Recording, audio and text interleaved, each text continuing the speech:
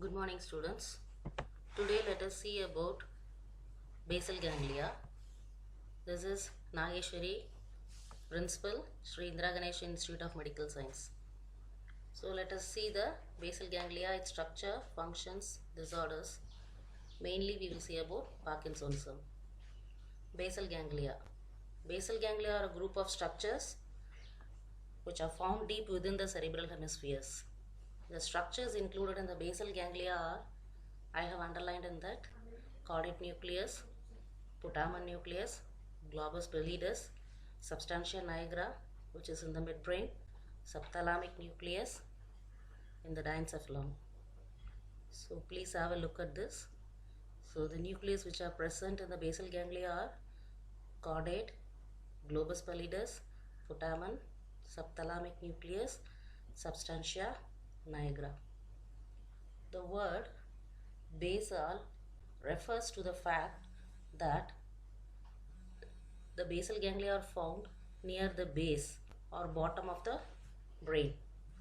The term ganglia is used to describe a cluster of neurons, here be considered as the nuclei.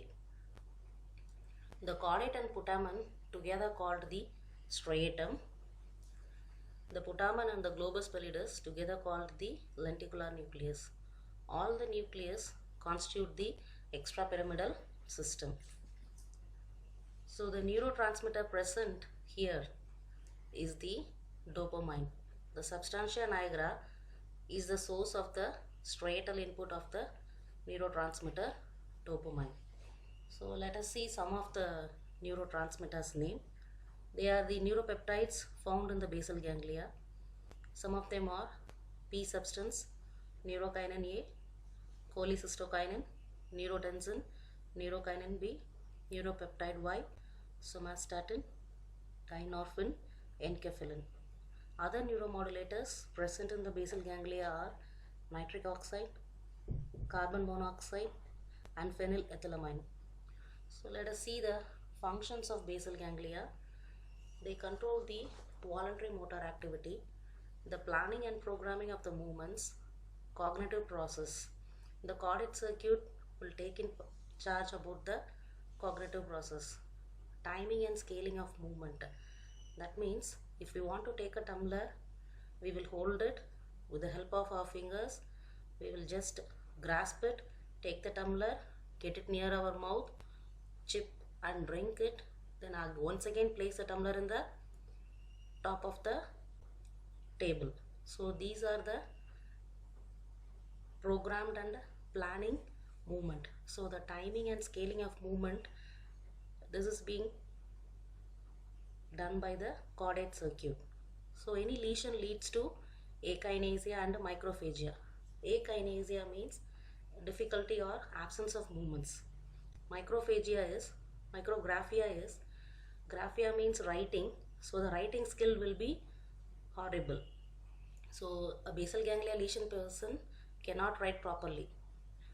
So other functions are production of the automatic associated movements like swinging of arms while walking. When we are walking, we used to swing our arms. That comes under our involuntary control.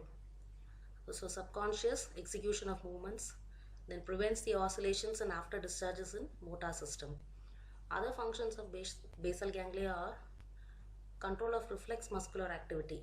That is, it has an inhibitory effect on spinal reflexes and it maintains the posture. What is meant by inhibitory effect on spinal reflexes means if our movement is coordinated, it has to be done as a pre-planned program. If the program is not good, then lifting a tumbler or walking or doing any work will be irregular. So controlled program movement is the work of basal ganglia. Then it also controls the muscle tone through reticular formation. In basal ganglia lesion, it leads to rigidity. That is, the reticular formation of the brain helps us in case of arousal. Regularly we sleep. After we sleep, we get up early in the morning, or during sleep in the afternoon also we are trying to get up. So we are getting up That is only because of our reticular formation. So the basal ganglia has the control over the reticular formation. Then role in the arousal mechanism with the help of basal ganglia, it, through its nerve fiber connections, it helps in the reticular formation. Then it is also has a role in emotions and learning. So the basic function of basal ganglia is the voluntary motor control, then the action selection, that is a decision of which of several possible behaviors to execute at a given time. So if you have to take a pen from a table, we will take particular time. If we have to take a paper from a table, we will take a particular time. So that is called action selection. Procedural learning to routine behaviors and habits, like grinding teeth. If we are eating, we used to grind our teeth, so that is the coordinated movement. So we grind our teeth when we are eating soft substances. So we grind our teeth hardly when we are eating some sort of hard substances. Then it helps in cognitive emotional functions. It also has a control over the eye movements. Example, the same I told you. If you are picking up a cup and bring the cup to the lips, we may involve the use of biceps or the shoulder muscles. The basal ganglia inhibits other muscles around those that may want to fire in order to focus on that one functionality. So this is called lateral inhibition. When we want to take the tumbler, the action of biceps alone is done. The other actions of the other muscles is being inhibited. So that is called a reflex inhibitory control. The other functions are in function association with the corticospinal system to control the complex pattern of motor activity, like cutting the paper with the scissors, hammering the nails, shooting a basketball through a hoop, passing a football, throwing a basketball, etc. Then cognitive control of motor activity is if a person comes across a line, that is if we come across any accident or if we come across any fear, what we will do subconsciously, we will plan. So if a line is there, we will first turn away from the line, we will begin to run, and we will even try to attempt to climb a tree. We will not sit in front of the line, and we will not sit and laugh with the line. So to change the timing and to scale the intensity of the movements. So the other functions are, it controls the eye movements. So normally our eye movements are opening and closing. So we close and open our eyes involuntarily. So that control is mainly done by basal ganglia. It is also involved in reward processing, that is role in motivation. That is, if you are studying good and I am giving good marks, you will be having a positive reward processing.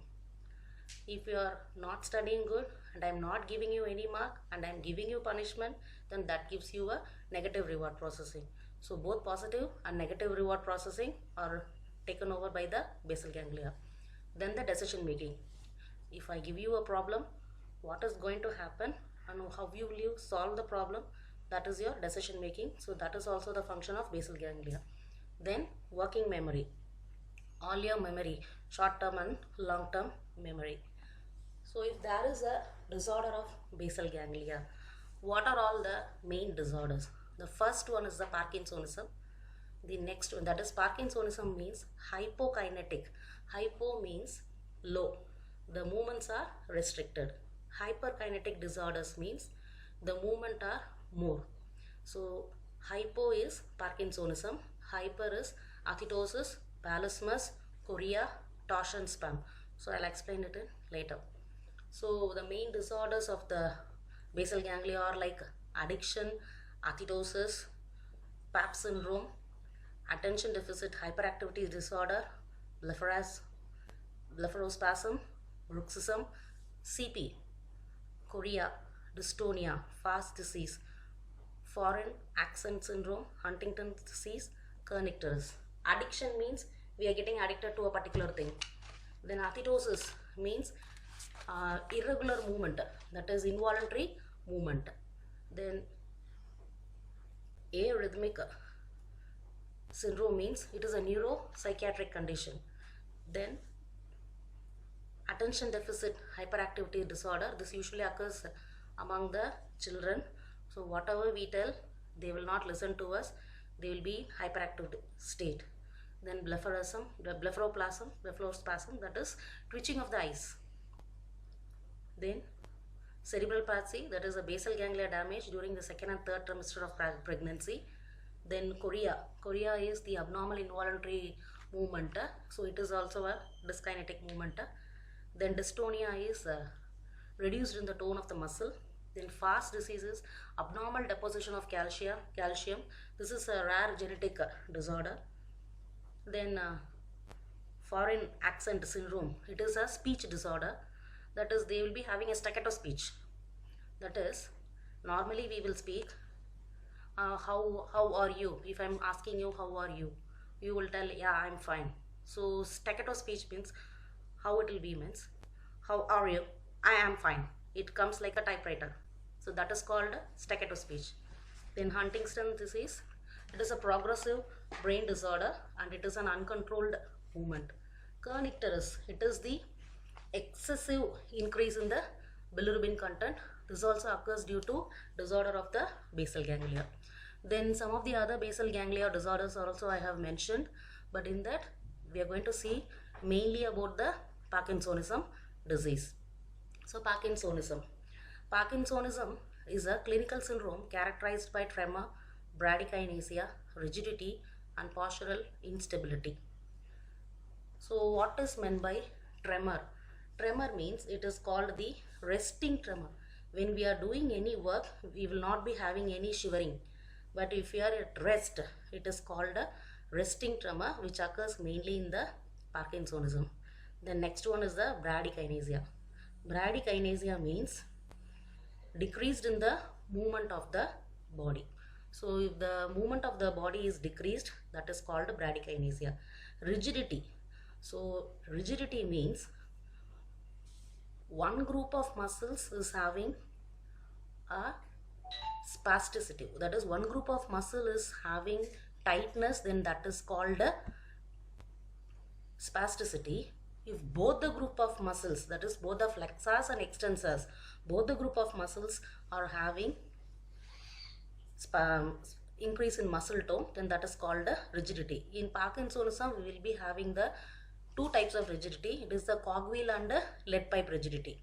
Then postural instability. So if you see the diagram, you can see how the patient is in stooped posture. So he will always having a slightly bent posture. He will always try to catch the center of gravity. So we will be seeing when he is going to fall. So like that, he will be bending his upper trunk and he will be moving. So this is the main pattern of the Parkinsonism.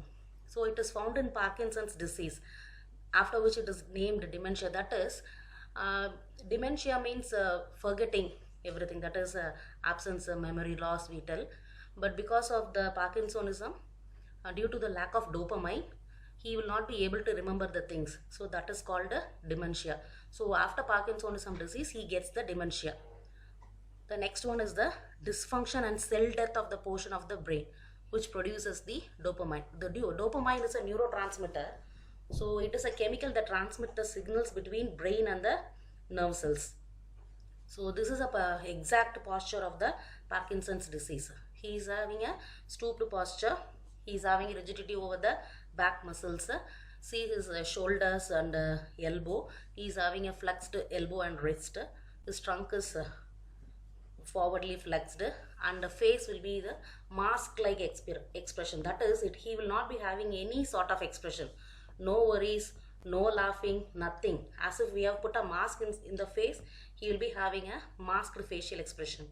Then reduced arm swinging. The swinging of the arm will be reduced. Then he will be having a flexed hip and knee. Then the extremities will be trembling. Then he will be having a short shuffled gait. That is, he will be running or walking like a penguin. So that is the typical appearance of the Parkinsonism. Then the clinical features of Parkinsonism is whatever we discussed now. So difficulty showing the facial expressions, that is no emotions. Then muscle stiffness is called rigidity. slowed affected movements called bradykinesia, speech changes, that is staccato speech, and resting tremor, especially of one hand. He will be having a pin rolling movement, that is as if he is rotating a small chain in the hand. He will be always rolling the buttons like that. Then akinesia, finally he will be having difficulty in starting a movement, that is initiating a movement, continuation of the movement, and stoppage of the movement. Everything will be difficult in case of a Parkinsonism disease. So thank you for listening to me. Thank you, students.